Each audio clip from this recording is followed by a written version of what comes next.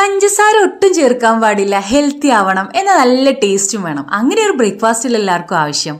മാത്രമല്ല ചെറിയ കുട്ടികൾക്കും പ്രത്യേകിച്ച് 30+ ആയിട്ടുള്ള സ്ത്രീകൾക്ക് എല്ലുകളുടെ ആരോഗ്യത്തിനും എനർജിക്കും ശരീരത്തിന് വേണ്ട പോഷകങ്ങൾക്കും ഈ ഒരു നാച്ചുറൽ ബ്രേക്ക്ഫാസ്റ്റ് സ്മൂത്തി സഹായിക്കൂട്ടോ. ആദ്യം നമുക്ക് ഇതുപോലെ രാഗി കുറുക്കിയെടുക്കണം. ഞാനിവിടെ അരച്ചിട്ടാണ് കേട്ടോ എടുത്തിട്ടുള്ളത്. നിങ്ങളടുത്ത് പൊടിയാണ്, രാഗി പൊടിയാണെന്നുണ്ടെങ്കിൽ അത് ഇതുപോലെ കുറുക്കിയെടുക്കുക. കുറച്ച് വെള്ളം ആഡ് ചെയ്തിട്ട് കുറുക്കിയെടുക്കുക.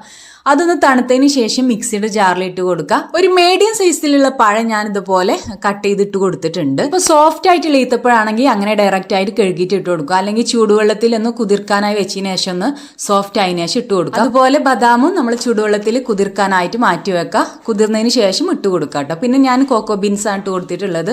അത് ഇവിടെ ഉള്ളതുകൊണ്ട് ഞാൻ ആഡ് ചെയ്തു. ഇല്ലാന്നുണ്ടെങ്കിൽ അത് നമുക്ക് സ്കിപ്പ് ചെയ്യാം. ഫ്രീസ് ആയ പാലിന്റെ കട്ടയാണ് ഇട്ട് കൊടുത്തിട്ടുള്ളത്. പിന്നെ കുറച്ച് തണുത്ത പാലും കൂടെ ഒഴിച്ച് കൊടുത്തിട്ടുണ്ട്. നിങ്ങളുടെ ഇഷ്ടം പോലെ ചെയ്യാം. പിന്നെ ഫ്രീസ് ആക്കി കട്ടയാക്കി ഇട്ട് കൊടുക്കുമ്പോൾ നമ്മുടെ സ്മൂത്തി ഒന്നും കൂടെ തിക്നെസ് കിട്ടും. എല്ലാം കൂടെ കൂട്ടി നന്നായിട്ട് നടിച്ചെടുക്കുക. അങ്ങനെ നമ്മുടെ സ്മൂത്ത് റെഡി ആയിട്ടുണ്ട്. പിന്നെ പാല് ഞാൻ കുറച്ച് കസ്കസ് കുതിർക്കാനായിട്ട് വെച്ചിട്ടുണ്ടായിരുന്നു. അതും കൂടെ ഒന്ന് ജസ്റ്റ് ഇട്ട് കൊടുത്തിട്ടുണ്ട്. എന്നിട്ട് മിക്സ് ആക്കി കുടിക്കാം. അപ്പൊ എങ്ങനെയാ, വേഗം സേവ് ആക്കിക്കോ, ട്രൈ ആക്കിക്കോ. അപ്പൊ ശരി എന്നാ, ടാറ്റാ ബൈ ബൈ.